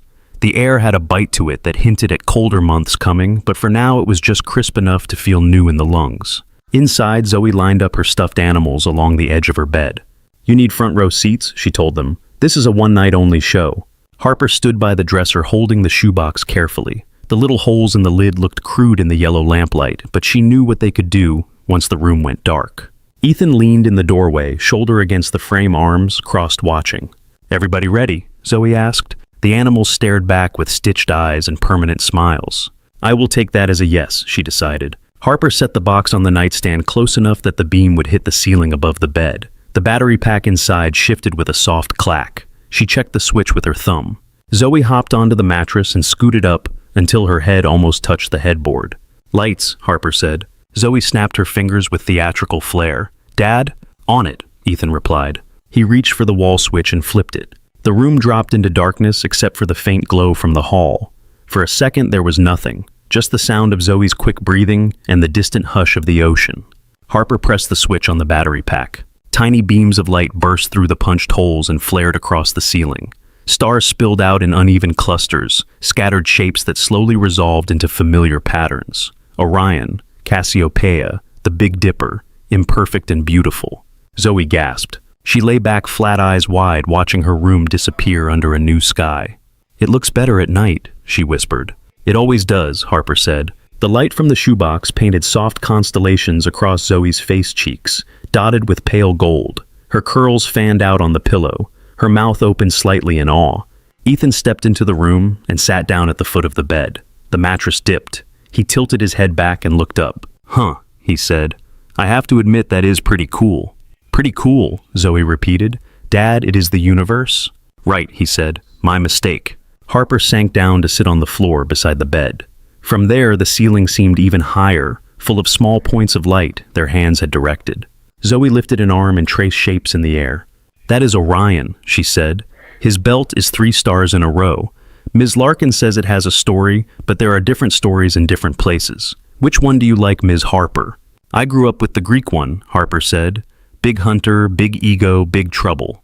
"Does he get in trouble?" Zoe asked. "He always does," Harper said. "He wants to chase everything that moves. The story I liked best was the one where he brags too much and the scorpion gets him." "That is rude," Zoe said. "For the scorpion?" Harper asked. "For everyone," Zoe said. "They could just talk." Ethan laughed softly. "You should rewrite all mythology, kid." Zoe turned her head toward him. "Which one is Mom?" she asked. The question was soft, but it cut straight through the air. Ethan went still. Harper did not move either. The shoebox hummed faintly, the battery working. "What do you mean?" Ethan asked. Zoe kept her eyes on the ceiling. "If there are stars that are people," she said, "which one is Mom? Mrs. Larkin says some people think people go to the stars. If Mom is a star, which one is she?" Ethan opened his mouth, then closed it. His hands curled against the blanket near her feet. Harper watched them in the faint glow. A father and daughter under a cardboard sky, trying to map something that hurt onto something they could see. "Do you want her to be one?" Ethan asked. Zoe frowned in concentration. "Maybe," she said. "Then I could find her. If she was the same every night, but I do not want her to be one that dies in the morning. That would be rude too." Harper swallowed the lump rising in her throat. "She could be one of the bright ones," Harper said quietly. "The ones that show up even when the clouds want to hide everything." Zoe shifted, considering that. "Like that one," she said, pointing to a particularly steady light on the ceiling. It was not any official constellation star. It was just where the holes in the string of lights had met. "That one," Harper agreed. Ethan's gaze found the same dot of light. His face was hard to read in the glow, but his jaw softened a little. "Your mom liked the moon more than the stars," he said. Zoe turned her head toward him. "She did. She said the moon was lazier," he said. "It did not have to make its own light. It could borrow it and still look beautiful." Zoe smiled. "That sounds like her." "It does," he said. Zoe traced the circle of an imaginary moon with her finger. "Can I ask something?" she said after a moment. "You can ask anything," Ethan replied. She turned her head again. This time her eyes landed on Harper. "If I like Ms. Harper," she said, "is that bad for Mom?" The question sat there small and huge at once. Ethan looked as if someone had reached into his chest. Harper felt her own heart stutter. "No," Harper said softly, before Ethan could answer. "No, it is not bad." Zoe frowned. "But it is more people. What if there is not enough room?" "Love is not like a pizza," Harper said. "You do not run out because someone takes a slice. The more you give, the more there seems to be. It is confusing, but it is true." Zoe squinted at her. "Pizza is easier," Zoe said. "It is," Harper agreed. Ethan let out a breath he had been holding. "Your mom would not be mad at you for liking someone who is kind to you," he said. "She wanted you to have a full life. That means full of people too, not just me and you." Zoe stared up at the ceiling, watching her chosen star. "Okay," she said after a while. "I just did not want to cheat." Harper blinked rapidly. "Lovings are not cheating," Zoe added, mixing grammar in a way that somehow made sense. Harper reached up and let her fingers graze the blanket near Zoe's hand, not quite taking it. "For what it is worth," she said, "I like you too, very much." Zoe turned her head. Their eyes met in the half-darkness. "Good," Zoe said, "because it would be weird if you lived here and did not." Ethan snorted. "I do not live here," Harper said automatically, then heard herself and faltered. Zoe grinned. "You kinda do." Ethan stood rubbing his palms on his jeans. "All right, star girl," he said. "School tomorrow, 5 more minutes, and then lights out." "Can I fall asleep with the stars on?" Zoe asked. "If the batteries hold," he said. Harper checked the pack. "They will last," she said, "at least for a while." Zoe settled deeper into the pillow. "You can leave the door open," she said, "in case the monsters do not like space." "I will tell them it is a no-monster zone," Ethan said. He bent and kissed the top of her head, then stepped out into the hallway. Harper stood more slowly. "Sleep well," she told Zoe. "Good night, Ms. Harper," Zoe said. She watched Harper for a second, then lifted her hand from under the blanket and reached for her. Harper took it gently. Their fingers squeezed once brief, then Zoe let go. Harper followed Ethan into the hall. He closed Zoe's door to a crack. The line of light from the shoebox still flickered through it, faint points of glow dancing on the frame. They moved to the living room. The house felt smaller with the main light off, only the lamp near the couch, showing the worn fabric and the overgrown plant on the windowsill. Ethan dropped onto the couch with a low sound that might have been a sigh. Harper sat on the other end, leaving space between them. "She asks big questions," Harper said. "She always has," he replied. "Her mom used to say she was born with the Y button stuck." "She sounds like someone I wish I had met," Harper said. "You would have liked her," he said. "She liked people who made jokes in bad moments." Harper glanced at him. "You think I make jokes in bad moments? You showed up on my porch with a suitcase and no plan," he said, "and you still laughed at my clapping comment." She smiled a little. "That was a decent joke." "I have had practice," he said, finding ways to keep from freaking out. He leaned his head back against the top of the couch and stared at the ceiling, which mercifully did not have holes punched in it. "Thank you," he added after a moment. "For what?" she asked. "For not running when she asked you that question," he said. "People have." Harper thought of the bluntness in Zoe's voice, the raw curiosity. She thought of board members who had danced around her own questions with polished phrases. "She deserves answers," Harper said, "even if they are messy." "That is the trouble," he said. "Most of mine are messy." "Join the club," she said. He turned his head to look at her. "How are you?" he asked slowly, "aside from quitting your whole life and moving into my spare room." She wanted to say fine. She wanted to make a joke. "Tired," she said instead. "Sad, relieved, guilty, lighter and heavier at the same time. It is confusing in here." She tapped 2 fingers against her temple. He nodded like he had expected as much.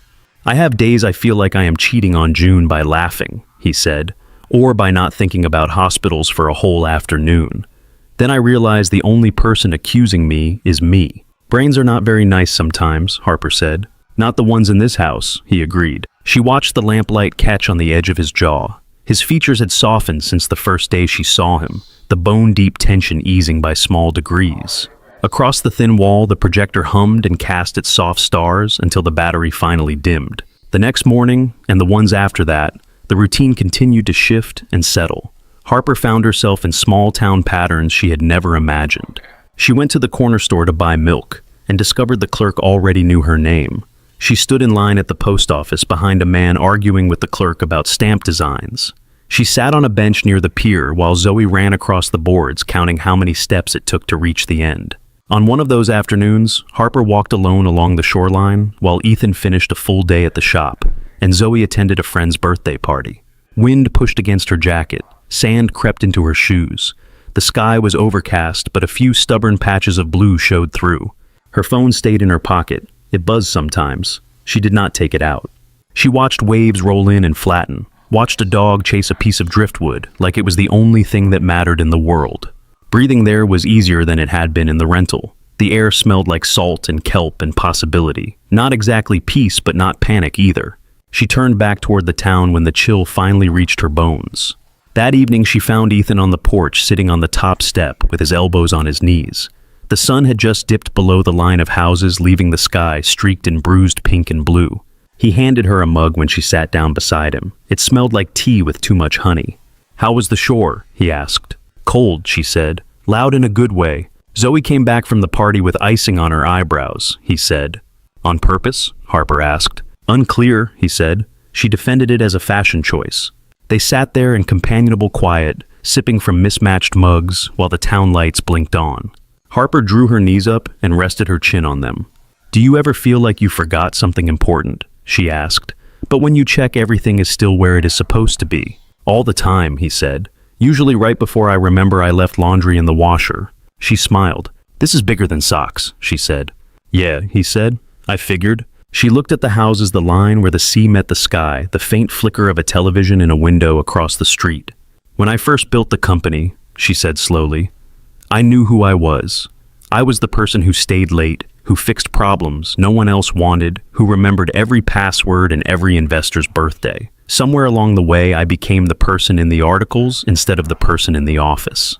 Everything started feeling like a performance I could not step away from." "You stepped away," he said. "I jumped," she corrected, "and landed on your porch." "There are worse places to land," he said. "I am starting to believe that," she said. A small light clicked on in Zoe's room. The silhouette of the shoebox projector appeared against the curtains for a second. Harper imagined the faded stars still clinging to her ceiling. Even with the light off, a memory burned briefly into her eyes. Ethan followed her gaze. "She will ask more questions," he said quietly. "I know," Harper said. "So will I," he added. "I know," she repeated. He set his mug down on the step. "For tonight," he said, "we can just sit." She nodded. The porch boards supported their weight. The chill in the air settled into something manageable. The sound of the ocean carried up the street steady and familiar. The drip in the kitchen sink got louder as the week went on. At first it had been an occasional drop, a small sound under the clatter of dishes and the hum of the old fridge. By Friday afternoon, it had become a steady tap that set Harper's teeth on edge. She stood at the counter rinsing carrot peels from a cutting board and tried to ignore it. The faucet had a steady line of water clinging to its mouth, collecting until it grew heavy enough to fall. Tap. Another drop gathered. Tap. Ethan stepped in from the back door with his tool bag hanging from one hand. He smelled like metal and cold air. His hair was still damp from the rain that had started a few minutes earlier. "That sink is filing a complaint," he said. "I think it is winning," Harper replied. He set the bag on the floor and rolled his shoulders. "I was going to pretend I did not hear it," he said, "but then it kept talking." "That is how it works," she said. "First it drips, then it starts an uprising." He gave her a tired half smile. "Move aside, please. Professional at work." She stepped back and leaned against the opposite counter while he knelt in front of the cabinet. Zoe sat at the table with colored pencils spread around her and a worksheet half finished, watching them both. "You are going in," Zoe said. "I am going in," Ethan echoed. He opened the cabinet doors and slid his upper body inside, feet sticking out into the kitchen. His voice came muffled from under the sink. "Hand me the wrench," he said. "Which one?" Harper asked. "The silver one with the grippy teeth." She crouched beside the tool bag and picked through the wrenches until she found the one that felt right in her hand. She slapped it lightly against the sole of his sock. "Here, mechanic," she said. "Assistant," he corrected. "I still outrank you." She passed him the wrench. The pipe thunked as he tapped it. Zoe colored in a star on the corner of her math sheet. "You fix everything," Zoe said. "Not everything," Ethan replied. "Just the things that leak and rattle." "That is a lot of things," she said. Harper watched his feet as he worked. The muscles in his calves tensed and relaxed. Water splashed somewhere inside the cabinet. He muttered something under his breath. "What was that?" Harper asked. I said this pipe has opinions, he replied. She smiled. The rain outside picked up pattering against the window over the sink. The world narrowed to the small, crooked kitchen, the sound of drops outside, and in the soft scrape of metal on metal. I was thinking, Harper said. Always dangerous, Ethan said. She ignored that. I was thinking, she continued, about staying. The sounds under the sink stopped. Staying where? He asked. Here, she said. Past the 2 weeks. A long moment stretched. The rain filled it. He slid out from under the sink and sat back on his heels. There was a smudge of something dark across his forehead. The wrench hung loose in his hand. Past 2 weeks, he repeated. Yes. He studied her face. She kept her gaze steady. You mean in the spare room, he said. In this house. If that is an option, she said, I can pay rent. I can help. I can buy less terrible syrup. Zoe looked up sharply at that pencil held mid-air. What is wrong with the syrup? She demanded. Nothing, Harper said quickly. The syrup is perfect. That part was a joke. Zoe relaxed and returned to her worksheet. Ethan wiped his wrist across his brow, leaving a smear on his skin. You quit your job, he said slowly. You do not want to go back to the city. I do not, she said. I thought I did. I do not. You have other options, he said. Friends, hotels, places that do not come with leaky sinks and a kid who forgets where she left her shoes. I probably do, she said. This is the one I want. His throat bobbed once as he swallowed. Why? He asked. She glanced at Zoe, who was mouthing numbers under her breath, then back at him. The air here is different, she said. My brain stops screaming all the time. I like teaching Zoe fractions more than I liked explaining burn rates to investors. I like eating badly cooked pancakes with you more than I liked eating catered lunches alone in conference rooms. I like that my phone can be in the other room, and I still know who I am. Her cheeks flushed. She had not meant to say that much. Ethan listened without interrupting. The wrench rested forgotten in his lap. You know this is not a retreat, he said. It is not a guest house. It is my life. It is Zoe's. It is bills and broken stuff and me being in a mood some days. It is not always easy. I do not want easy, she said. I want real.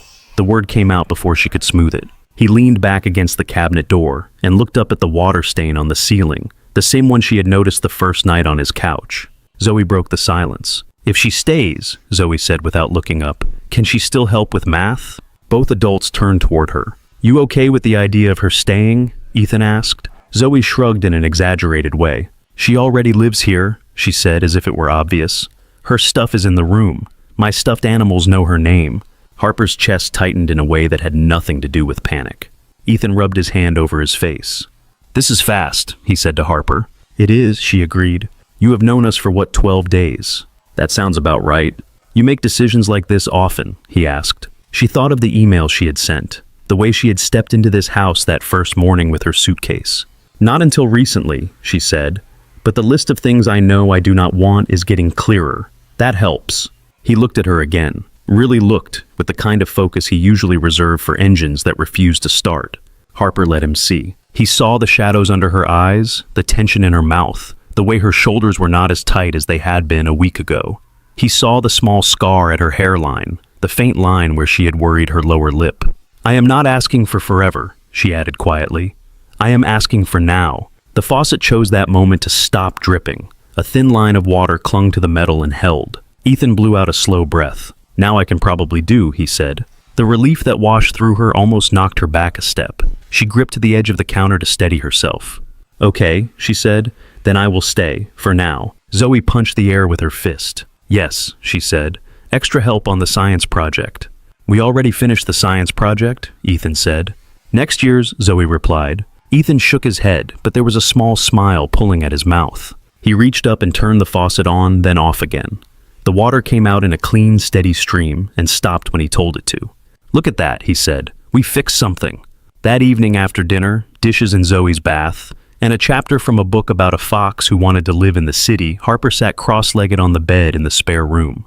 The boxes they had pushed against the wall earlier in the week loomed in the dim light. Shadows deepened in the corners. The exercise bike in the corner stood like a question that had not yet been answered. She held her phone in both hands. A new email sat at the top of her inbox, subject reconsider. She did not need to open it to know the tone. Regret dressed as concern. Surprise dressed as support. She closed the mail app instead and scrolled to another message. A job posting a friend had sent the day before. teaching business ethics at the community college 20 minutes inland, part-time at first, possibility of more. You would be good at this, her friend had written, if you decide not to run back to the tower. Harper read the description for the third time. The pay was modest. The expectations were clear: no photo shoots, no speaking tours, just a room some students a subject.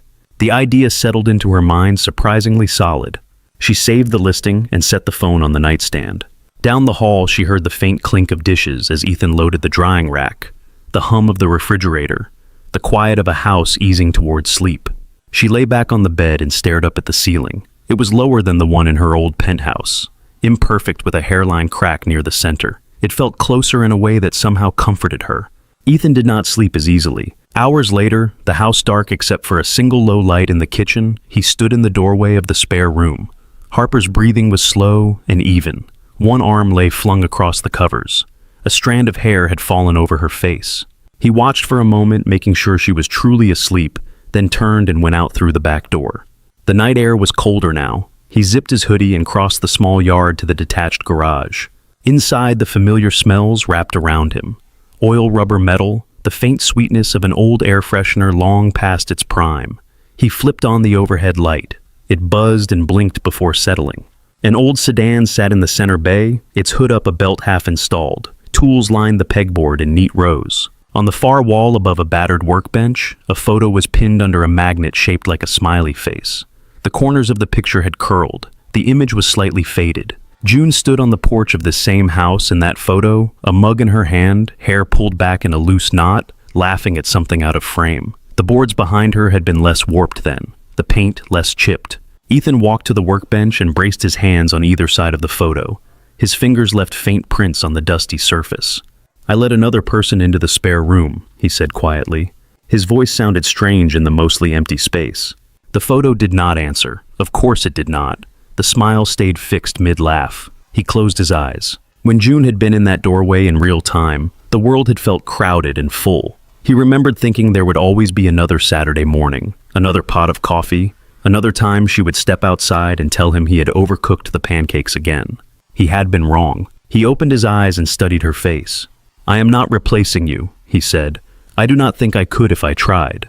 His throat burned. He swallowed. "I am trying not to stop," he added. That was the deal, right? The words felt clumsy. He was not good at talking to pictures. He was better at talking to leaking pipes and misfiring cylinders. Still, he kept going. "She is tired," he said. "Harper. She smiles like it hurts. Zoe likes her. That counts for something." His gaze dropped to the workbench. A small wrench lay there, forgotten from the afternoon. He picked it up and turned it over in his hand. "It scares me," he said. "Letting someone in like this feels like tempting the universe." He set the wrench down. Above him, the light flickered once, then steadied. He stood there a while longer, breathing in the cold air, the familiar smells, the silence. Then he reached up and straightened the photo, nudging it a fraction of an inch until it sat square. On his way out, he flicked off the light. The yard greeted him with darkness and stars. The same sky Zoe had recreated in her room, bigger and less manageable here. Back inside, the house creaked as it settled. He passed the spare room, slowed his steps, but did not stop in the doorway this time. In his own room, he lay down and stared at the ceiling, listening. He heard the soft rhythm of Harper's breathing through the wall, the distant rush of the ocean, the faint wheeze of the refrigerator. He did not have answers for what any of it meant. He did know that he had said yes to now. For the moment, that was enough to let his eyes close. Rain came back 2 days later, soft at first, then steadier. It drummed on the roof in a low, constant rhythm. The windows fogged at the corners. The whole house felt wrapped in a damp blanket. Harper sat at the kitchen table with her laptop open and a mug of tea cooling near her elbow. The smell of wet pavement and coffee drifted in through the cracked window. Ethan had taken Zoe to school earlier, both of them bundled in jackets too thin for the season, because no one wanted to admit summer was over. The subject line stared up at her from the middle of the inbox. Proposal advisory, consulting role. The email had come an hour earlier while she was loading breakfast dishes into the sink. She had seen the preview on her phone and left it there, at first face down on the counter. The weight of it had followed her into every room. Now it waited bold and unread. She clicked, "Harper, we have discussed your recent decision at length. While we respect your choice to step down as CEO of the board, and I believe your continued association with Reyes Systems remains critical, we would like to propose a consulting arrangement. 6-month advisory role, non-executive. Significant compensation, flexible location and schedule. You would remain the public face of the company in a limited capacity while delegating day-to-day operations to the interim team. This structure allows you to rest without losing what you have built. We hope you will consider. Timing is sensitive. Tom, she read it twice. The rain tapped lightly against the glass. Somewhere down the street, a car splashed through a puddle. 6 months, non-executive, flexible. The words sat there like bait. Her jaw clenched. This structure allows you to rest without losing what you have built. Her hand curled on the table. She had spent 10 years building something that had eaten almost everything else in her life. Sleep, relationships, whole weekends, birthdays hers and other people's. She had given it so much time that she had forgotten how to spend an afternoon without checking numbers. She did not know how to explain it to Tom in a way he would understand. He still lived in that world. It still worked for him. Her thumb tapped the edge of the laptop. She glanced through the small archway into the living room. A pair of rain boots lay tipped over by the door, one on its side, one upright. Zoe's backpack slumped against the wall, a small constellation of stickers peeling from the front pocket. Her phone buzzed. A separate notification banner slid across the top of the screen. New message from Dean Carter. She clicked to that one next. Miss Reyes, thank you for your application. Your background is impressive, and we would love to set up a conversation about the adjunct position. Are you available this week for a short interview? Best regards, Elaine Carter, Dean of Business Studies, Tillamook Community College. The words were plain. They did not sparkle. They did not come with stock options. No urgent phrases, no market talk, just an invitation. A laugh caught in her chest. It felt a little like a sob. On one side of her screen, a consulting role that would keep her name printed on the glass building. On the other, a part-time teaching position inland in a building that probably smelled like dry erase markers and old carpet. Her shoulders rose, stayed high, refused to drop. She closed her eyes and tried to breathe. In for 4. She counted. 1, 2, 3, 4. Hold for 4. 1, 2, 3, 4. Out for 4. The air left her lungs slowly. Not enough. She did it again. The second round went smoother. The drip in the sink started again. A single drop. Then another. Traitor, she muttered. She shut the laptop and stood. Rain tapped steady against the window. Her bare feet made no sound on the worn floorboards as she crossed the kitchen, moved down the hallway, and stopped by the front door. The wood was cool under her fingertips when she touched it. She could feel the faint vibration of rain on the porch beyond. The door had stuck less in the last few days since Ethan had sanded one of the hinges. It still complained sometimes. She pulled it open. The damp air hit her in the face. It tasted like salt and wet cedar. The front step glistened. Water gathered in the grooves of the wood, then spilled over. Across the narrow yard, the garage door stood closed. Ethan's truck was parked out front, shining with a fresh layer of rain. She stepped out onto the porch. The boards were slick. She wrapped her arms around herself and stared at the street. A plastic bag raced by in the gutter, pushed along by the flow toward the storm drain. Her phone buzzed again in her pocket. She did not take it out. Ethan came around the corner a few minutes later, hood pulled over his head, hands stuffed into his jacket pockets. His workday had ended early. The garage owner had texted to say the afternoon appointments had canceled. No one wanted to deal with tires in the rain if they did not have to. He slowed when he saw her. "You look like someone who forgot an umbrella on purpose," he said. "I like the rain," she said. "It matches my confusion." He climbed the steps and shook droplets from his hood before pushing it back. "Wet out," he said. It was an obvious statement. He seemed to need the small words first. She nodded. They sat down on the top step without asking. The porch accepted their weight. Water dripped off the edge in thin lines. "Everything okay?" he asked after a while. "No," she said. "Not really." "Work," he guessed. "Old work," she said. "New things." "That narrows it down." She exhaled through her nose. "The board wants me back," she said. "Not as CEO, consultant, face on the website, voice on the calls. They say I can live anywhere. They say it will be less pressure." He picked at a splinter near his knee. "How does that feel?" he asked. "Like a very nice version of the same trap," she said. He thought about that. "And the new things?" he asked. She swallowed. "The community college," she said. "They want to talk about the teaching job." He let out a low sound that was almost a whistle. "That was fast," he said. "They are desperate," she said. "Or smart," he said. Rain hissed in the bushes near the porch. "You like the idea," he added. "I do," she said. "It scares me, in a different way than the board scares me." "Good scary or bad scary?" he asked. "Good," she said. Like standing on a diving board for the first time, that kind. He nodded slowly. So you can float in and out of your old life for a lot of money, he said. Or you can teach kids about not being terrible bosses for not a lot of money. That is one way to put it, she said. Which one lets you breathe? He asked. She looked at him. He did not glance away. His question hung there, simple. She considered the image of her old office, the glass desk, the view, the constant buzz. Her phone pressed against her ear, flights booked, meetings stacked. Her chest tightened. Then she pictured a classroom, scuffed desks, students half engaged, a whiteboard, her name written at the corner in cheap marker. The thought made her stomach flip, not entirely from fear. The classroom, she said. Then there is your answer, he said. It is not that simple, she said. Why not, he asked. Because I built that company, she said. The words came out sharper than she intended. I gave it everything. If I walk away again, it feels like betrayal. To the people still there, to the younger version of me that believed she could do it. Ethan listened. He did not rush his reply. You can care about something and still outgrow it, he said. You can be proud and done at the same time.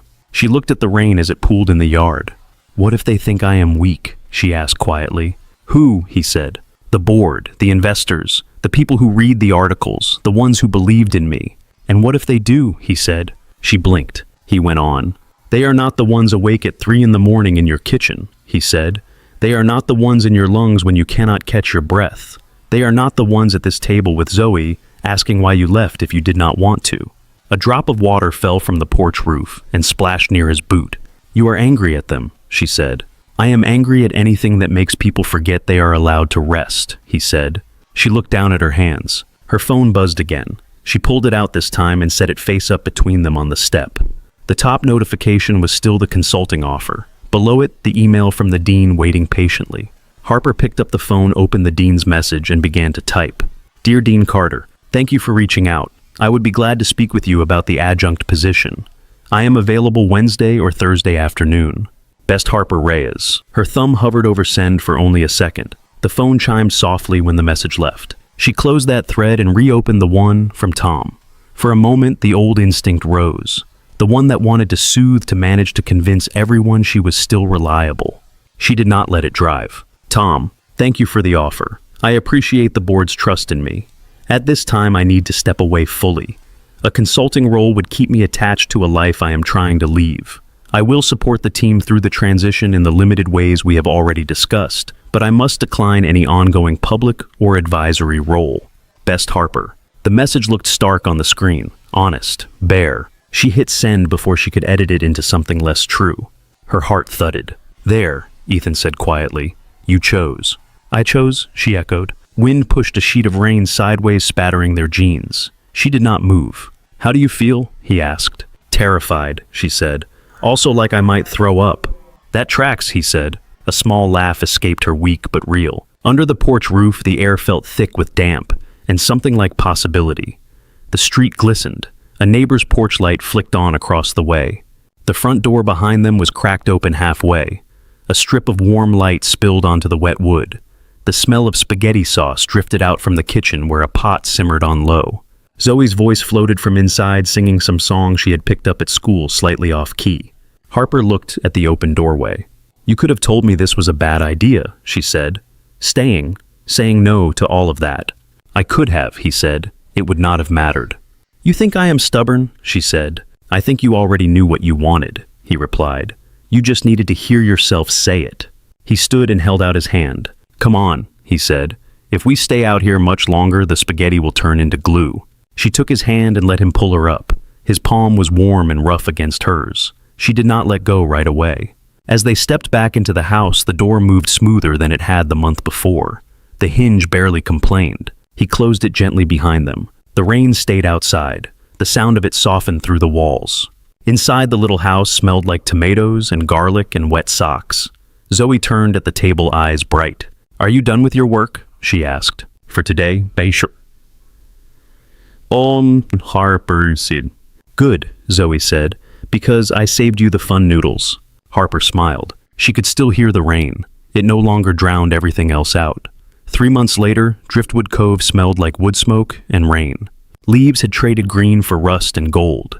The The air was sharper in the mornings, the kind that bit at exposed skin and left cheeks pink. The ocean stayed the same restless gray at the edge of town, but the light over it changed, slanting lower, catching ridges on the water and turning them silver. On a Thursday afternoon, Harper walked out of the community college with a stack of essays tucked under one arm. The campus was small, 2 low brick buildings, a cluster of portables, a parking lot half full of cars that had seen better years. Someone had planted mums along the walkway. Their orange and yellow heads bobbed in the breeze. Her classroom sat on the second floor, reached by a flight of stairs that groaned when too many students hit them at once. It smelled like dry erase markers and old carpet. Today it also smelled like cheap coffee from the machine at the end of the hall. She had just finished another session of business ethics and management. 15 students, some straight out of high school, some older, all looking at her with a mix of boredom and wary interest. They were slowly getting used to the idea that their professor had once run a tech company that made the news. In the parking lot, she unlocked a dented sedan that belonged to the college pool and slid behind the wheel.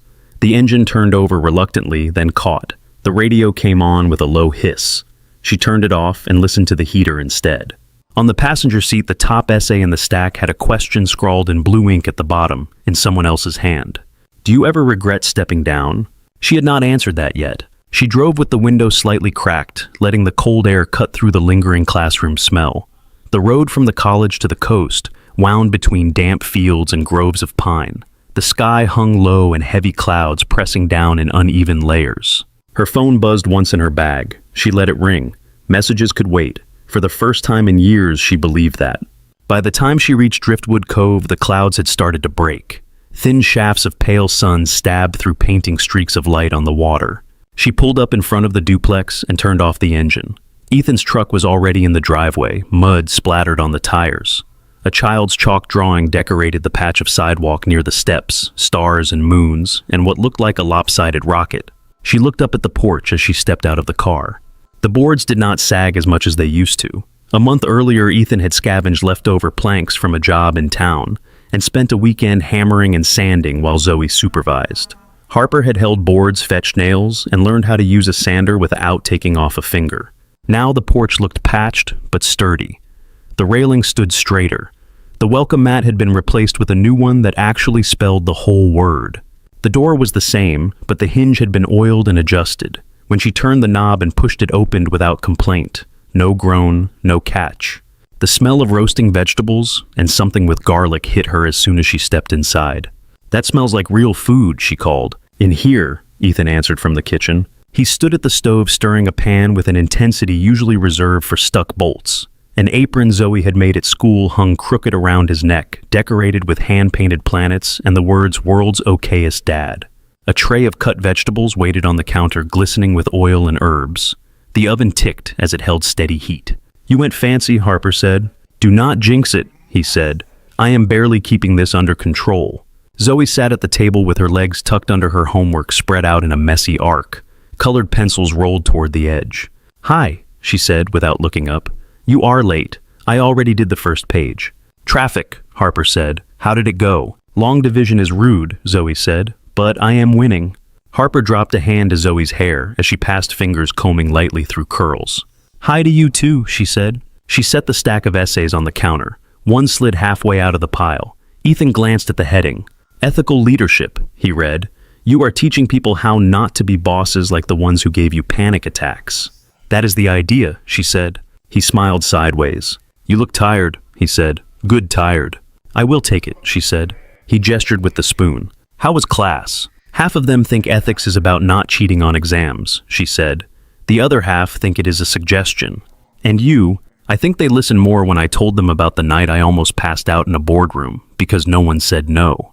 He winced. "You tell them not to do that." "I tell them to remember there are people on the other side of every decision," she said, "including themselves."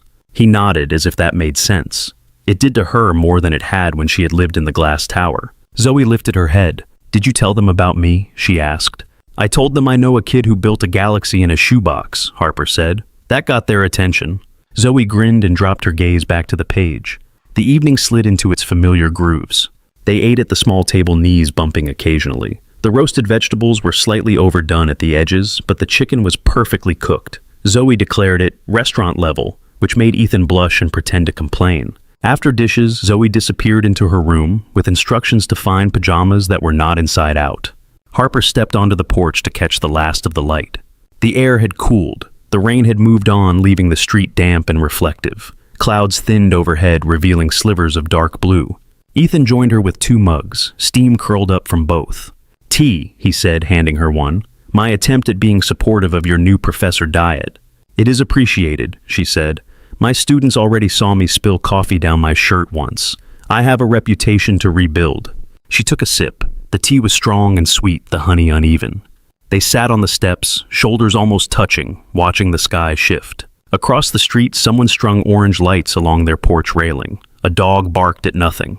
The town moved through its late afternoon routine, small sounds carrying clearly in the cool air. Harper wrapped both hands around her mug. "I got a reply from the dean," she said. "Good or bad?" he asked. "Good," she said. "They want me for the whole year, maybe longer if it works out." "So it is official," he said. "You are Professor Reyes." "Adjunct Professor Reyes," she corrected. "Part-time, no corner office, no stock options." "Do you miss those?" he asked. She thought about it.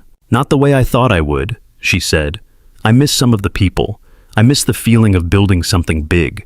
I do not miss the way my heart tried to escape my chest every time my phone lit up." He nodded. "Zoe told her class her new grown-up friend teaches people how not to be jerks with money," he said. Harper laughed. "That is not completely inaccurate," she said. They watched the first star appear in the still bright sky. It winked above the line of houses, faint at first, then clearer. Inside, a light flicked on in Zoe's room. The shadow of the shoebox projector appeared against the curtains again. Harper imagined the ceiling painted with little points of light, the way it had been that first week. "You know," Ethan said, "the sink has not dripped since you decided to stay." "Are you saying my presence is good for plumbing?" she asked. "I am saying some things around here are holding together better than expected," he said. She let that sit. She listened to the sound of her own breathing. It came easier than it had a season ago. Not perfect, not always smooth, better. The front door behind them was ajar, letting warmth from the house brush the backs of their necks. Ethan reached back without looking and nudged it with his heel. It swung closed quietly, latch catching with a soft click. No squeal, no protest. "That door has finally learned some manners," Harper said. "It had help," he said. "Sandpaper, oil, stubbornness." "You talk about it like a person," she said. "I talk about everything like a person," he said. "Makes it easier to forgive when it breaks." She smiled. Zoe appeared in the doorway in her pajamas, socked feet silent on the porch. She carried the shoebox carefully in both hands, the cord trailing behind. "Porch show?" she asked. "In your dreams," Ethan said. "Projectors stay inside." "Please," Zoe said, drawing the word out. Harper held out her mug. "If I drink all my tea, we can have 5 minutes of stars on the ceiling before bed," she bargained. 7, Zoe said. "Sick," Harper replied. Zoe considered. 6.5. "Deal," Harper said. Zoe vanished inside again, triumphant. Ethan watched her go, then looked at Harper. "You are good with when to bend," he said. "I had a lot of practice being inflexible," she said. "It did not go well." He studied her profile. "You seem more here now," he said quietly. "I am more here," she said. In the living room, a lamp clicked on. The house glowed warm behind them. The sound of Zoe humming under her breath drifted down the hallway. Ethan set his mug on the step and stretched his legs. "Remember when you said you could not promise anything?" Harper said after a moment. "That sounds like me," he said, non-committal and panicked. "I still do not expect promises," she said. "I just want you to know something." He angled his head. "This feels like the right place," she said. "Messy kitchen, leaky old pipes, child who negotiates bedtime like a lawyer, all of it." He let out a breath that looked a little like relief. "Good," he said, "because it also feels less like a spare room and more like a house that fits us." Zoe called from inside. "Come on," she said. "Stars do not last forever." Ethan stood and held out his hand. She took it, letting him pull her up. They stepped inside together. In Zoe's room, the light went off. The projector clicked on, and a cardboard galaxy bloomed over their heads. Harper lay down on the rug. Ethan leaned against the wall. Zoe sprawled across her bed, one arm outstretched, fingers tracing invisible lines between points of light. "That one is Mom," Zoe said, picking out the brightest dot. "Yeah," Ethan said softly. "I think she likes this view." They stayed like that until the battery dimmed and the stars faded. Later, when Zoe was asleep and the house had gone quiet, Harper and Ethan found themselves back on the porch. The night sky above the real town was clear. The constellations were harder to see without cardboard to guide them, but they were there. Harper tipped her head back and searched. "There is Orion," she said, spotting the familiar belt. "Zoe's favorite," Ethan said. "Yours?" she asked. He thought for a second. "Right now," he said, "the one above this porch." She smiled. The air was cold enough that their breaths showed when they spoke. Each exhale marked a small cloud that vanished into the larger dark. Harper drew in a lungful of salt air and let it out slowly. It did not hurt. Inside the door sat closed steady in its frame, ready to open and close 100 more times. The porch held. The sink did not drip. The battered, ordinary little house stood behind them, full of noises and quiet, and one more heartbeat than it had held a season ago. Harper wrapped her arms around herself, felt the solid press of her own ribs, the steady beat beneath. "I am glad I knocked," she said. "Me too," Ethan replied. They fell silent. Above them, the stars held their places in the sky, imperfect patterns in a wide, dark field, waiting to be found again and again. Thank you so much for listening to today's story. If this story resonated with you or made you reflect, I'd love to hear your thoughts, so feel free to share them in the comments below. And don't forget to like, subscribe, and hit the notification bell so you won't miss the next story.